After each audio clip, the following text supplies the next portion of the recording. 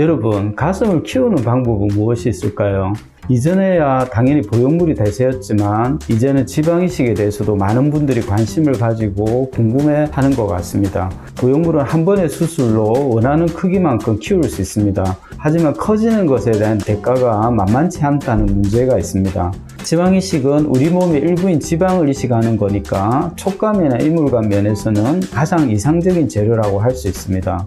결국 보형물과 지방이식을 비교해보면 원하는 크기만큼 한 번에 키울 수 있다는 것 말고는 다른 측면에서는 지방이식이 훨씬 더 유리한 점이 많다는 것을 알 수 있습니다.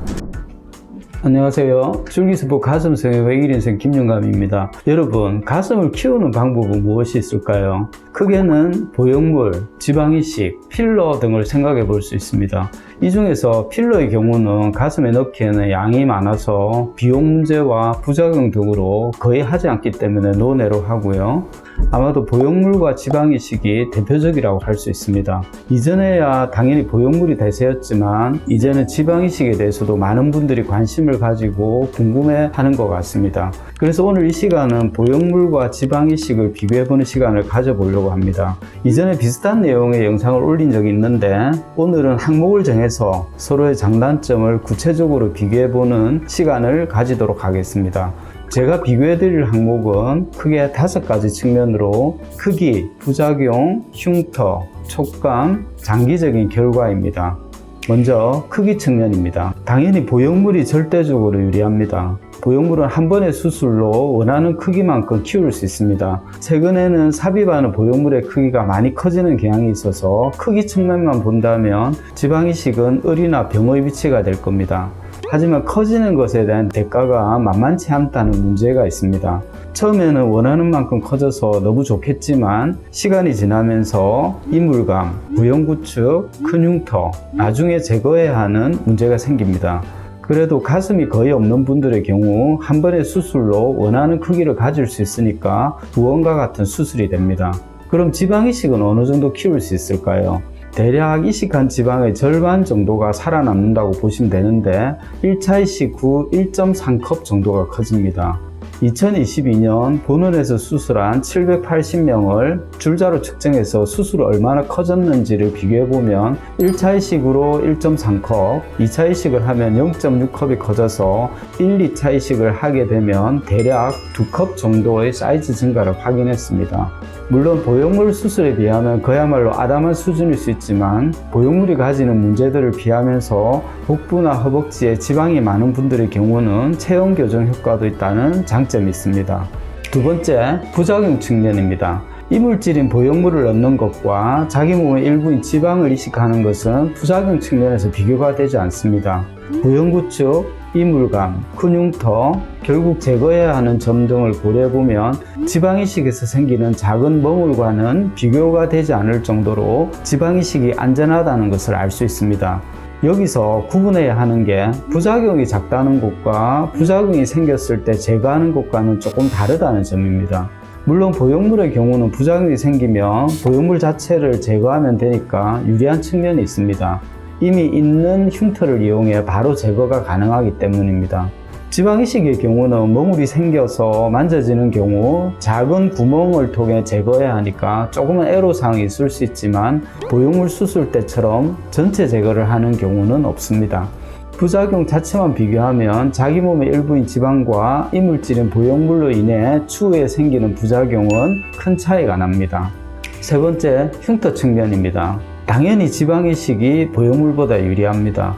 지방이식의 경우는 원하시면 흉터가 보이지 않게 수술이 가능합니다. 이전에는 지방을 뽑는 허벅지 앞과 뒤에 대칭성의 작은 흉터가 생겼지만 몇 년 전부터는 흉터를 숨길 수 있는 FS 방식으로 배꼽의 안쪽과 꼬리뼈에서 지방을 흡입하니까 겉으로 흉터가 보이지 않습니다. 보형물의 경우는 흉터를 피할 수 없겠지요. 절개 부위가 겨드랑이, 유륜아래, 가슴 밑선 어디든 간에 3.5에서 4cm 정도의 큰 흉터가 대칭성으로 생기게 됩니다. 흉터는 개인차가 있어서 겉으로 표시나지 않을 수도 있지만 어떤 분은 켈로이드화되어 추후에 많은 스트레스를 주기도 합니다. 그리고 나중에 보형물을 제거할 경우 겨드랑이 절개의 경우는 겨드랑이로 제거가 힘들어 별도의 흉터를 내야 하는 경우도 있습니다. 흉터는 웬만하면 처음부터 만들지 않고 숨길 수 있으면 숨기는 게 좋은데 이런 면에서는 지방이식이 절대적으로 유리합니다. 네 번째, 촉감, 이물감 측면입니다. 당연히 지방이 유리합니다. 지방이식은 우리 몸의 일부인 지방을 이식하는 거니까 촉감이나 이물감 면에서는 가장 이상적인 재료라고 할 수 있습니다. 보형물의 경우도 식염수 뺑부터 시작해 코젤, 마테까지 촉감을 개선하기 위해 재료의 진화가 있었지만 근본적으로 이물질이다 보니 자기 몸의 일부인 지방과는 촉감 면에서 차이가 날 수밖에 없습니다. 수술 후 촉감이 좋지 않고 이물감이 느껴지는 게 보형물 제거의 가장 큰 이유일 겁니다. 최근에는 삽입되는 보형물의 크기가 커지면서 이물감을 호소하는 분이 늘고 있고 특히 피부가 얇은 분의 경우는 보형물을 넣었을 때 바로 티가 나거나 이물감이 심해집니다. 실제로 보형물 수술 후 촉감이나 보형물이 만져지는 문제 때문에 추가로 지방을 이식하는 경우도 있습니다.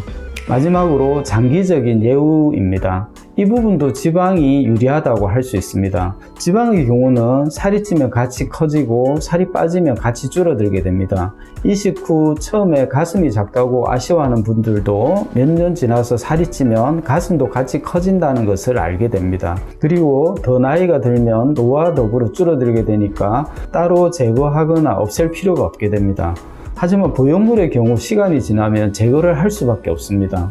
보형물 자체의 특성상 시간이 지나면 모양의 변형, 누출, 파열, 석회화 등의 문제가 생기고 피부가 얇아지면서 처지기 때문에 결국 제거를 하게 됩니다. 김영감은 보형물 제거 후 가슴 이식을 많이 하니까 보형물의 상태를 보게 되는데 10년, 20년 시간이 경과하면 보형물의 상태가 굉장히 좋지 않은 것을 자주 보게 됩니다. 네, 오늘은 보형물과 지방 이식을 구체적인 항목으로 비교하는 시간을 가져봤습니다.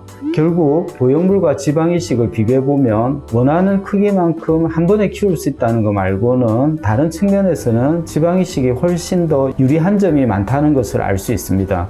물론 한 번에 원하는 만큼 키울 수 있다는 점은 다른 모든 단점을 상쇄할 만한 보형물의 장점입니다. 하지만 지방이식도 이식량이 증가하고 배양줄기세포를 사용해 생착률을 높일 수 있는 방법들이 생기면서 본인의 지방량만 충분하다면 몇 번의 이식을 통해 본인이 원하는 크기의 가슴을 가질 수 있을 정도로 기술이 발전했습니다.